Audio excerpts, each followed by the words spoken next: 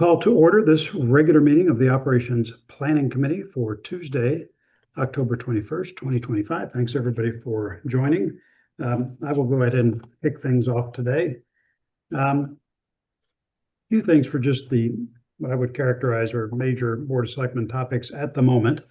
As many of you have seen from the discussion that we had with the Board of Selectmen earlier, the town is proposing the acquisition of the Koons parking lot, which is a commuter lot that's located at the corner of Leroy and West Avenues by the Darien train station. We think this is an important strategic acquisition for the town. I prepared a video this weekend that explains the rationale for that transaction, as well as lots of details, which we've sent around to the Board of Finance and the RTM. I will make it available in a new upcoming newsletter if anybody would like to click on that link and take a look at my overview of everything we've done. It's also available on Darien TV in the First Selectman video section. So please take a look, and if you have questions about that, do let me know.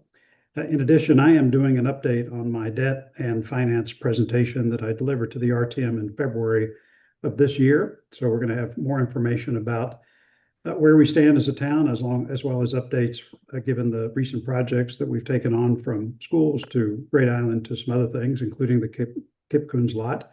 So that will be presented at the RTM meeting on next Monday, the 27th. We've been working with a consultant on sidewalk projects, as some of you know, and we are just finalizing some criteria as well as a charge and mission, but we hope to announce the call for applicants to a resurrected pedestrian infrastructure advisory committee, which I'll do soon. But we'd love to get some citizens together to help us think through various options for improving and increasing our sidewalk infrastructure in town. So more to come on that very shortly. We're not taking applications yet, but we will let you know. I'm also going to try by the end of the year to clean up more of our board and commission appointments. As you know, advisory commissions are annual commissions that need to be reappointed each year. So we will get all that cleaned up at the end of November and into December. So more to come on that. It is election season. You've seen some of the campaign signs that are out. We don't have a lot of contested elections this year, but voting is still important. If anyone has any questions or concerns about that, the registrar's office is open and available to take your questions. We are in the early voting period, which I believe started yesterday. So please take advantage of that. Even in an election like this, voting is still a good thing to do, an important thing to do, and something you can set an example by doing. So please do that. Finally, a fun thing today. I was at the lower parking lot here at Darien Town Hall, and at Home Darien, which is a group that provides mostly mobility services to our senior citizens here in town, they celebrated their 50,000th ride. And there was a lady down there who had a banner that said 50,000th rider on her banner. And she got a ride today, and I think she was going to get a ride home. So she was going to be 50,001. Anyway, we got some pretty good pictures and it was a lot of fun. A big thank you to that organization. They provide a really important service that helps us keep senior citizens here in town. And it was just fantastic to talk to everybody. I had a great time. And I just wanted to note that Chris Jones leads that organization. If you ever want to help him out, he certainly takes volunteer efforts anytime. So congratulations to At Home Darien, and a big thank you for everybody who works to make that organization a terrific part of the town. So that's it for me. Is there any questions for me from anyone? Okay. Before we get to the next speaker, there are a couple of housekeeping items I wanted to do. I have reviewed the minutes from the September 16th meeting, and they look pretty good to me. Does anyone have any corrections to the minutes?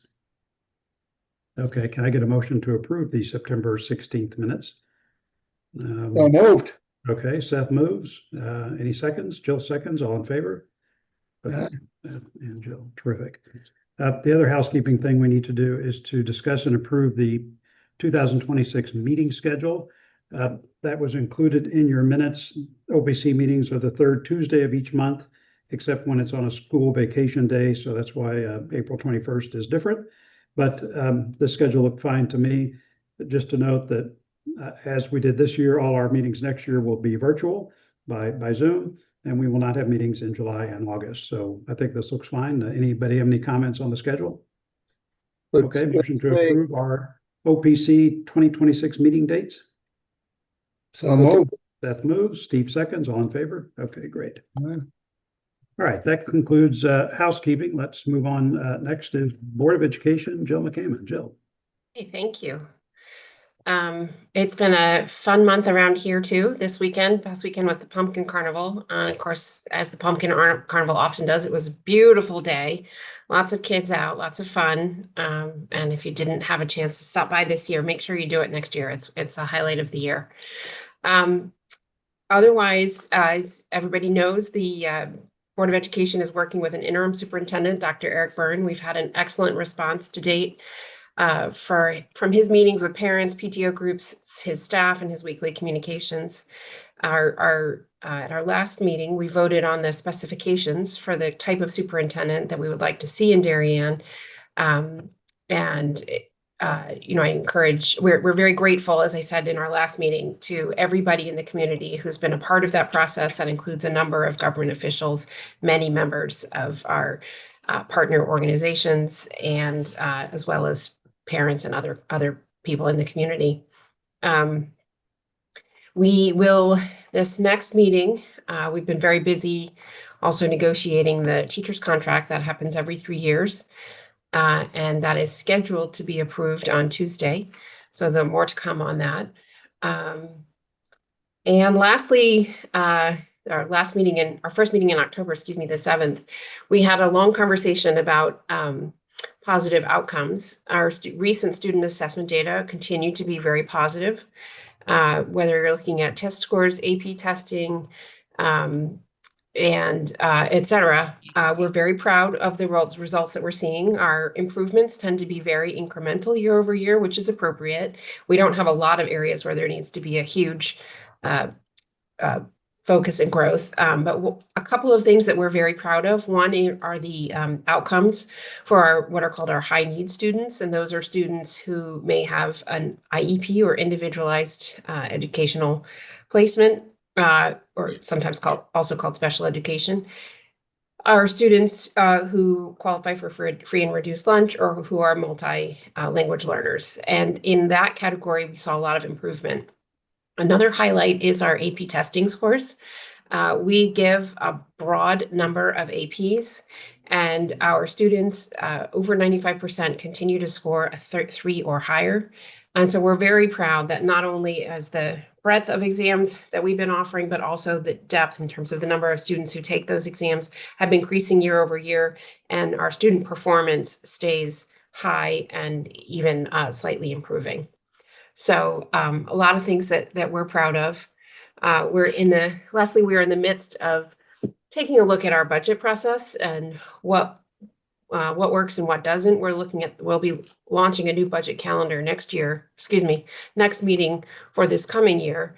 And just taking a look at making sure that we stay out of the smaller, a few key things, that we stay out of some of the smaller details and make sure that our changes actually really do impact the budget in meaningful ways, but doing a lot more and better planning ahead of time, so that very little of that kind of work has to happen during the budget season, but instead happens on the administrative side. So making sure that the vision of the graduate is always our organizing principle, and underneath that, we make sure that all the programs that we offer, including our course offers and our curriculum, our class size, our infrastructure, and our contractual obligations, are organized under that umbrella. And that all of that happens inside of a series of operating standards, including providing excellence in teaching and learning, ensuring a fiscally responsible budget that provides long-term financial stability, effective and efficient deployment of resources and personnel, et cetera. There's about 10 different operating standards. So, we're just looking to operate a little bit differently. We're doing a big focus on governance this year, and budget will be a part of it. So that's my list for today. Thank you, Jill. I need to point out to everybody that today is Jill's last meeting for OPC. She is stepping down from the Board of Education after the elections in a couple of weeks.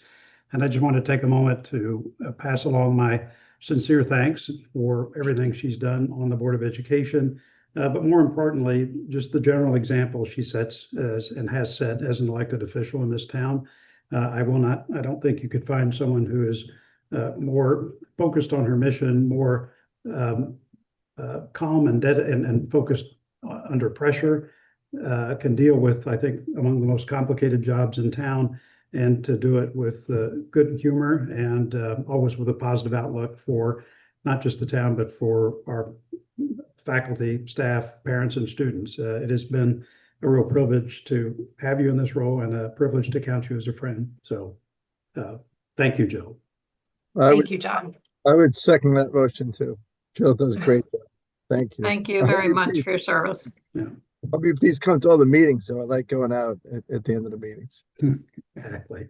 All right. Thank you, John. I really appreciate that. And thanks to all of you. Of course, Jim, Jill, it's not just the Board of Ed. She has been on building committees and certainly has had plenty going on. So congratulations on the service to the town and enduring the pain. Oh, thank you, Seth. Good deal. Okay. Appreciate that. As I mentioned, Jim's not on the call today, so we will go to Steve and planning and zoning. Fantastic. Thank you, John. And good to see everybody again. Couple things, not too much. We're moving forward with the town planner conservation and development process.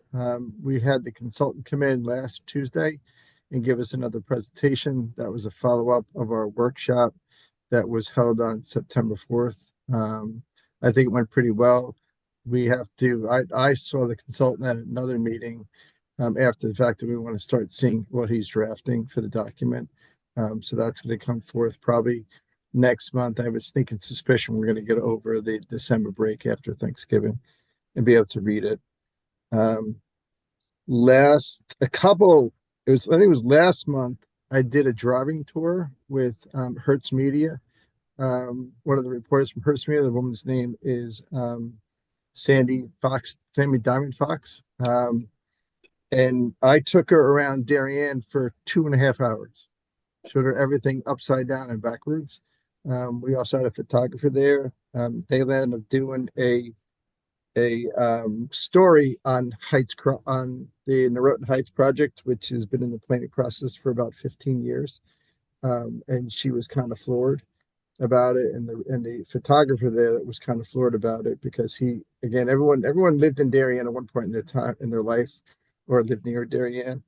Then again, and that was on the front, it was like a front page article in some of the papers and a bunch of media, and it was a nice picture of me. I thought it looked great.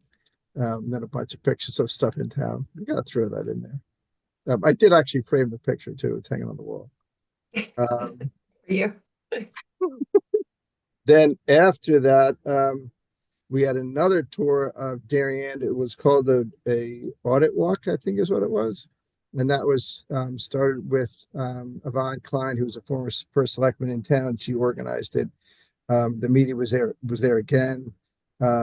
Selectman John Zagrodsky was there. We walked around the Norotan Heights again and highlighted some of the stuff in that neighborhood, what Darien's been doing.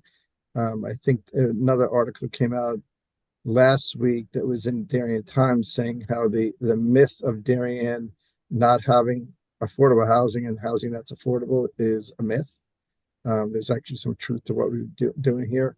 And I will say this pretty emphatically: we will never get to the 10% affordable housing state requirement in the town of Darien. There's just not enough land, and I don't really think that's a desire the town of Darien ever wants to do. So we're always going to be subject to 830G applications. But I think, again, Sandy Fox did a great article for Darien and showed what the real story is in our town. And just for people that may or may not remember, that is a little bit of a follow-up from, I think it's 2 years ago, John, if you can help me out, when Governor Lamont was in town. It's either a year ago. December of 23. Yeah. Okay. So it's about 2 years ago, and he didn't know. He was kind of floored when he saw what he saw. So now it's the people outside of the four walls of Darien understand what we're doing here. And me personally, I'm very proud of everything that we've done. Steve, I might give you an attaboy on that. And just perchance, I happened to meet the state representative from Stratford. And I asked her about affordable housing and what she saw going on, and she politely said, I'm not sure, or I don't know, but she said Darien has done a great job, I think, in managing affordable housing. So I pass that along to you. Thank you, Seth. That's very nice of you to say, and nice of her to say. The thing I will also add to that, and then I can move on, is at the end of the audit walk that we did, and like I said,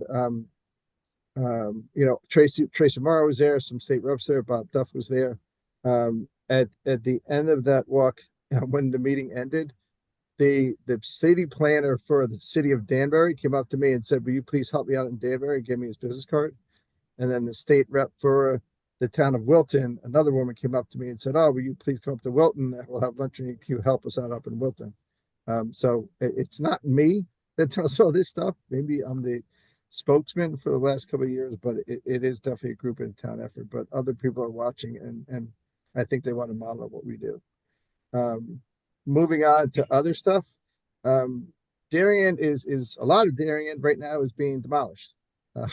Cloud 10, which Jeremy talked about last week, has been or the old Bartucci's, which is going to be Cloud 10, that's been demolished. So we have new construction going on there. The office building at 3 Parklands has been demolished and removed. We have a new apartment building going on there that was approved. The latest and greatest one that was demolished and was also approved is Thorndale Circle. Those 5 office buildings are starting to come down.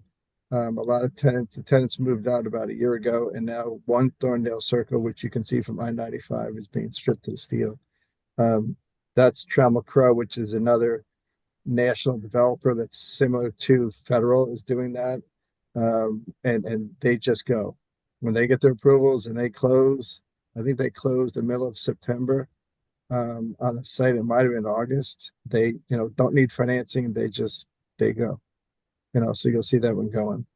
And then the latest one I can touch on a little bit is 90, 100, and 188 Heights Road, which is on the corner of Edgerton Street. That project has all been demoed. There's 2 old office buildings there, and there was another garage on the other corner that's been demoed. That application that they did put forth has not been approved. We are looking at that now. The proposal is a 3-story, 20-unit apartment building with commercial space on the ground floor. They've changed the architecture on the project, I think 3 times already that I've seen. It's an L-shaped building is what they designed. And if you go down the street now, it really, with those buildings gone, it really opens up everything that's behind it. And it's the way that they designed the new building, which, like I said, has not been approved. It really opens up everything behind you. And you can see from the end of Heights Crossing all the way across Edgerton with a direct shot of Darien Commons. So I see their concept of what they're going after. But that is going to be another project that we're going to go over again. They're doing, I think it's the requirement for zoning is 10% open space based upon the math that they're doing. They're going to do 10,000 square feet of open space. Is actually 11,000 square feet, which is about 18% open space on that project. And if you ever want to do it, and I've been talking about it since I'm blue in the face the last 10 years, is walkability and sidewalks. If you start at if you actually start at Middlesex School and you want to go to Walgreens, you walk down the hill from Middlesex School, you got a protected brand new sidewalk that was built by Ed Gentile. You cross over West Avenue onto the brand new sidewalk that was built by Ed Gentile. You go past 2 houses. Then there's a sidewalk that you can make a left into that goes behind Goddard School. You're on a protected sidewalk all the way until Equinox, the entire way. The only piece that's missing right now is what they're calling Heights Corners, which is 80, 90, or 90, 100, and 180 Heights Road. That is going to connect the entire thing. So a kid walking out of high school can walk all the way to Walgreens or Equinox and be on the protected sidewalk the entire way. And I'm really, really, really proud of that. You're not even remotely close to your street. So if that gets approved the way it's viewed with all their open space, which is 17%, and it's a green park in there, that's going to be another home run for us, in my opinion. Steve, the schools are really pleased to be able to maintain walkability and safety for students. So on behalf of the schools too, thank you for that. You're welcome. I One of the prior chairmen, I'll never forget it. She yelled at me one point in time saying that, oh, with all the construction, our kids are walking in the streets and they're walking around. And I looked at it and stared at it and said, no, it's not true. You just got to tell which the kids are walking now. They can walk anywhere they want. I got to protect it. And I bet you nickel will have up scaffolding over the front side of Heights Road, because my father-in-law lives in that neighborhood. I don't want to digress too much. And I'm driving up and down Heights Road all the time. And I also do like Leary Liquors, even though they're not related to Linda O'Leary at all. But there's a ton of strollers and old people and seniors that are walking up and down that street, and they just love the new sidewalks. And there's a little piece that's not there yet. But trust me, if the cars listen to what they want and have to do what they're going to do, it will be connected before Christmas. So during the snow season, it'll be set. But I'm glad the kids can hear that. And once Chipotle opens up and once Guard Catering opens up, I think there's going to be an after-school program at Heights Crossing. What else? There's also a big piece that's been built out from downtown Darien coming down West Avenue toward Norotan Heights. Big stretch of sidewalk. I don't know if it's made it all the way yet or not, but it's all brand new. It's impressive. Yeah, the other one that's major, Seth, that was done a couple years back, and we don't want to go too long, and maybe John can think about it when he's talking to his consultant. If you come out of either Peking or Ernie's Bar, and you walk all the way down towards I-95 and go underneath I-95 to 100 and 120 Tokenique Road, that's a brand new protected sidewalk there. And that is connectivity again from those two office buildings, of which one is full and one is empty and should be under construction at some point in its life. That's how you get to the train station. And that's all, again, protected sidewalk, which is what we're after. What else? And the other thing I want to add is at our meeting last week, we reviewed the two requests from Jen Terneski for town acquisition of lands to be consistent with the town plan of conservation and development. And that was the Koons lot. The planning zoning commission fully supports that. I think it's a fantastic strategic move and a great idea for the town. So I applaud John for taking those efforts to do that. And the other one that we approved last week was it's a utility easement to 3 parklands. Eversource wants some utility connection easements. We had to give them access to a utility line that fills that. And when that building, which is 3 parklands, and I don't know if the new building's has a name to it, the new entrance, which Jeremy talked about last week, to the Selleck Woods lot and that other lot that's back there, the other park, is going to be absolutely beautiful, because we redesigned it. They redesigned it. We approved it like, I don't know, a month or so ago, where the new entrance into that park has been made more prominent and more accessible to everything. So I think we're doing good. We have a couple more meetings, before the end of the year. Then we might end up having a special meeting in December. We usually take December off. But we're in good shape, and I think that's it for me. If anybody has any questions, I'm always here. Thank you, Steve. Appreciate that. Let's see. Next up is Seth Morton, RTM. Yes. Couple of things. We have a heavy duty schedule here coming up on Monday. We are going to approve the amendment to the Code of Ordinances for establishing zoning citation regulations. We've got another thing on sump pump discharges into the public sewers. And then 5.2 million on the purchase of 37 West Avenue. then rates and changes related to that to town parking regulations. And then changes to Chapter 14, Section 1 of the Town Charter. There's 2 items there relating to the harbors. So it's not this will be our last meeting before the election, and the schedule's not light. I would simply say this to editorialize a little bit. The schedule for the representative town meeting and the rules committee is established in the November of the year prior by the rules committee. And it's established under the rules set up by Appendix B.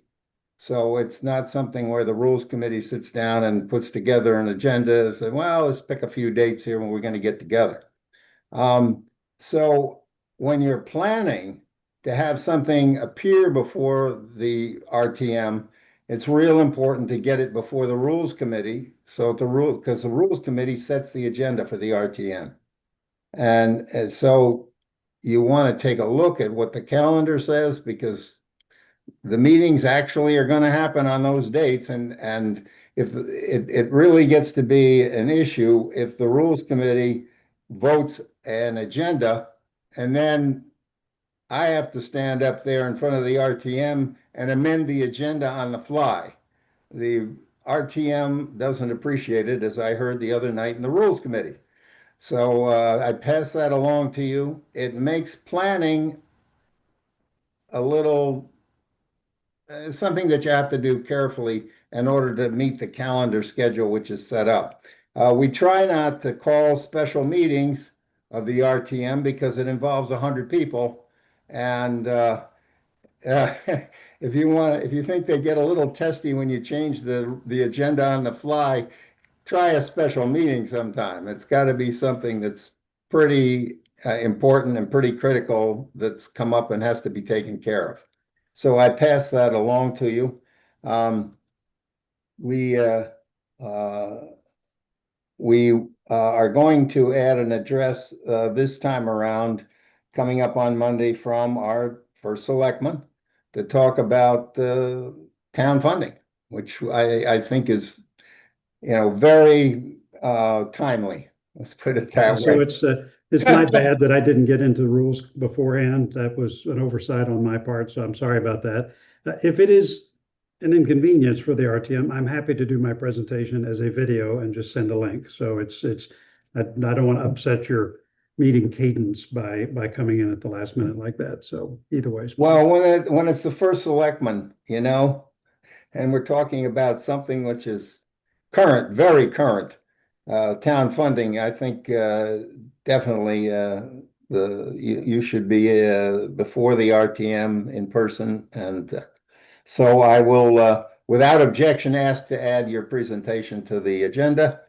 And if there's an objection, then I will call for a roll call vote. There you go. Okay. Okay. Anything else? That's it. Yeah. Okay. Thank you, sir. Next up is Lori, Parks and Recreation. Lori. Good afternoon, everyone. Speaking of cute events this weekend, the Parks and Recreation Department organized a Halloween pup parade at Tilly Pond Park on Sunday. It was a beautiful day. We had perfect weather. And it was really fun to see a lot of folks from town come out with their pups and their children, and very enthusiastic adults as well, dressed in various costumes, mostly matching with their pup. So we had a nice parade. We had some judges, including John, to award prizes. A local pet food company, Get Joy, that makes natural foods, was a sponsor, provided treats for the dogs, et cetera, et cetera. We had a few local businesses there selling food. Our animal warden was there. Town clerk's office was there to help people register their dogs if they weren't registered.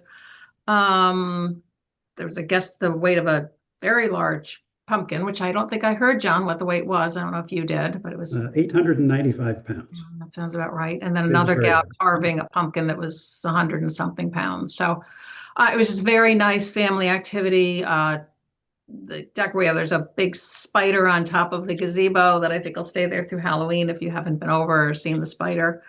Staff did a really really nice job organizing the event for the community, and it was a lovely day. The park looked beautiful. So I got to be a judge and double as a public address system. It was very nice. yeah, a little the speaker went out at the last minute. We always seem to have those public address system events. But anyway, it was a super cute event. Yeah, it was great. I think some of the costumes were really impressive. I still like that little jailbird pup was my favorite for sure. The beach projects, obviously, we've been talking about those for a very long time. The Pear Tree Point Beach Improvement Project has been fully approved and is scheduled to get underway on November 3rd. So within a few weeks, we should be breaking ground and getting that going with the goal of having that finished by May 1st and open to the public. So park will largely not be usable to the public over the winter, but certainly we hope to have it open and ready by the spring. The selectmen have been working on forming a building committee to get that going, but ahead of that, Jen Fava, our parks director, and Dan Biggs from Weston and Sampson, who'll be the construction project manager, have already met with the contractor to get things going, because it really was, I think we got the funding, I want to say like September 29th or whatever, if the RTM went through the 10-day waiting period. And there's different timings where we'll be doing some dredging. You can't be in the water under Connecticut deep rules at certain times of the year. So very tight timing to meet with the various environmental requirements, and then also get the park back open for the public for spring. But we are off and running on that. So that is very exciting. That's been hanging out there for many years. Unfortunately, the Weed Beach improvement project was not approved. We went for funding for both the same night, which probably wasn't ideal, along with money for Great Island. So unfortunately, that 5-acre parcel will remain covered with invasives and not particularly useful to the public for at least the time being, until we can regroup on that. So we'll focus on Pear Tree for now and then pick that up later. 2 ponds at Tilly and Cherry are due to be dredged over the winter. Jen Fave is working on the contracts, and now there's different permits that have to be obtained. But we would expect that to take place over the winter and have those ready for the spring as well. I think many of you have listened to the selectmen meeting and are aware that the consultant's ADA report was received and accepted by the selectmen. Because that's to do with town properties, obviously, big impact on our parks. That will be mostly a staff-led effort to review the report and work through how we're going to go forward. But certainly, as we're doing capital planning, addressing findings will be kind of worked into our capital and parks projects as we move forward. I don't know if you want to touch on that anymore, John. Well, just that we have a 12-year timeline to address our ADA compliance issues in phases. So we'll be focused on the stuff that's most important first, obviously. I think to reemphasize Lori's point, anytime we do capital projects, we'll want to make sure that whatever the ADA recommendations were that might be pertinent to that are incorporated in the overall effort. So we're on top of it, and staff will be leading that effort. That's true. Okay, just relative Sure. to that, do you also get P&Z involved, because they have guys that make sure we're in compliance with ADA on all of our projects? So Oh, would you say- absolutely. We can't do any of those things without your approval anyway. But yeah, you'll be built into that approval sequence for sure. I wouldn't I want think to. what's important to mention about the report, John, is many of these, it wasn't, for instance, that we don't have a ramp or we don't have a handicap spot or whatever. But sometimes it's just like a minor pitch issue, which could be pitched side to side, or things of that nature, or the slope of a ramp isn't just right. These folks came in with very precise tools to measure. So it's, some of it is more kind of fine tuning. I don't know if that's the right word, John, but I think that's right. It's a little disappointing that some of the architects and builders of some of our recent projects, when the latest version of these rules were in force, did not in fact build precisely to ensure that we did not have problems with this, and I'm not happy about it, but it is what it is, and I can assure you that we will do all we can to make sure future projects don't have that problem. Yeah, but I mean, certainly I would like is that the temp was there, and even, you know, recent project, we have the sign off from the contractor saying, you know, the project, you know, meets or exceeds the requirements of various regulation, including the ADA. So, you know, I just want to make it clear that, you know, the efforts and the work has been done to make them compliant, but sometimes it's a minor grade change or something like that that we'll need to address and work with. That's pretty much it. The staff is taking a look at our rules. The commission every couple of years tries to go over and do a rules update. Right now, the staff has been keeping a list as things come up and they get inquiries from the public. You know, somebody who's, can I do this in the park? Can I do that in park or whatever? Or hear things that we hear. It causes us to go back and think, you know, why does the rule say this? Should we take a fresh look at it? You know, one that comes to mind is I think our rules say that there's no fishing in the ponds at Tilly, but we see kids fishing. So the question is, do we really need to have the no fishing, or could we change that? And, you know, we have to think back of why did we say no fishing? What are the risks and whatever? But so different things like that we'll be starting to work on this fall and over the winter to do a refresh of the rules. And that is, I think that's it, unless any other questions. Okay. If I have to ask one more question, just as a boater, is the boat ramp at Pear Tree supposed to be open for spring, like April 1st, or is that too soon? I won't swear it is April 1st, but you were keeping in close touch with the Commodore, the board of the boat club, to make sure that, you know, they're fully informed of the schedule and what's going on. Yeah, because we have to pull up, all boats have to get pulled by November 4th, I think, and November 2nd, something like that. Better be before that, but they may not be going into the ramp immediately, so that may be fine. That on Saturday. Yeah, I mean, it just sort of depends. Is they're going in and they're doing, you know, they take out the old ramp and they're digging and switching the, you know, what do they find? So, you know, we definitely want to get it ready, but, you know, Gotta be close. We knew that. it's gonna be close. Good, that's great. Thank you, Lori. And finally, State Representative Tracy Brown. Thank you. And just before Jill jumps off, I just want to echo the thank you for your service. As someone who represents the state, I think it's so important that I have a great relationship with all the leaders in town, and I have certainly been able to do that with Jill. And I appreciate our relationship. I appreciate our back and forth, and I appreciate you standing up always for the children and the families and the taxpayers here in Darien. So thank you so much. And I look forward to having a good relationship for whoever, you know, takes your spot. Absolutely. I'm sure that you will. Thank you to each of you for all that you do. And I wish everybody well. Take care. Take care, Jill. Bye.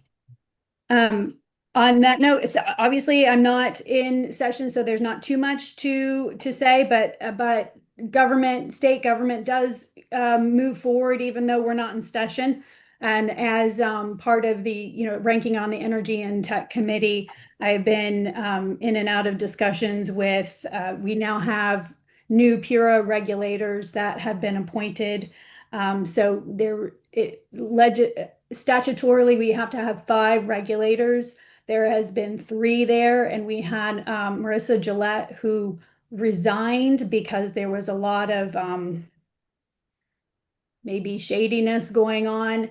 And so we were stuck with only 2 regulators, which we were wondering if that would even be a quorum, but the governor has jumped into action, and his team has announced 4 new ones. And I'm pleased to say that what I've always said that I wanted to happen with regulators is that we have people with varied backgrounds. I mean, as you all know, anytime you put together a board or a committee, you like to have people that have diverse backgrounds. And it looks like we have a legislator that has been on the Finance Committee and the Energy and Tech Committee previously. That's Holly Cheeseman. We have someone that is in academia and has water expertise, and also was at a regulatory authority in Michigan. We're going to have someone from energy finance sector, And then, and then the fourth one, who will be the chair, comes from the Office of Consumer Counsel. And they are part of the consumer advocates at the government level for energy. So I'm, really excited to see the governor has kind of jumped in, and I'm hoping that, the regulatory authority should be a drama-free committee, and that's certainly what I'm looking forward to having moving forward. The other thing I wanted to mention is we are still unsure whether we're going into special session or not. We consistently have days that we're putting aside to see if we might go into special session.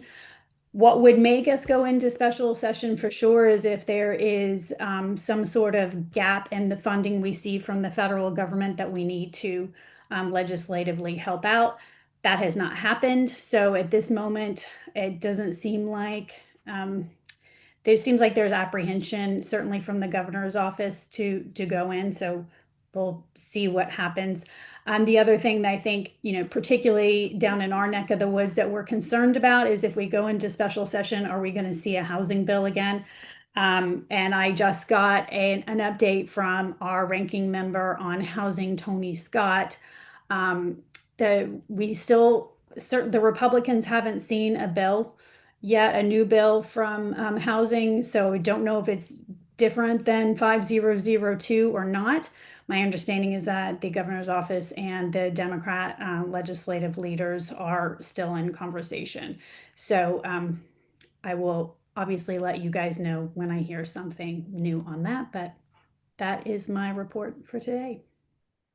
Tracy, I just wanted to let you know that I didn't leave you out of the discussion. When I talked to the lady who's a state representative up in Stratford, I passed along your kindest regards. I don't know whether she's a Democrat or Republican, but I just kind of passed along a hello from you. Thank you. She is a Democrat now, and I'm happy to hear that she knows how well Darien is doing, because I have to tell you and everyone that listens to this, I scream it loud and proud about how well we're doing in Darien. So if there is any legislator that doesn't know, it's because they have headphones on, because I am always singing the praises of our town and how well we're doing. Well, I didn't ask her. She brought it up. She said Darien, I think, is doing a great job. So Yes. I think that's great. Good. I have a big mouth. Good. We Doesn't like hurt that. up there. Yeah. All right, friends, that's all for our agenda today. I appreciate it. Could I please get a motion? Next meeting is Tuesday, November 18th at 4 o'clock. Could I get a motion to adjourn? Make a motion to moved. adjourn. All right, Seth moves, Steve seconds, all in favor. We stand adjourned. Thanks, everybody.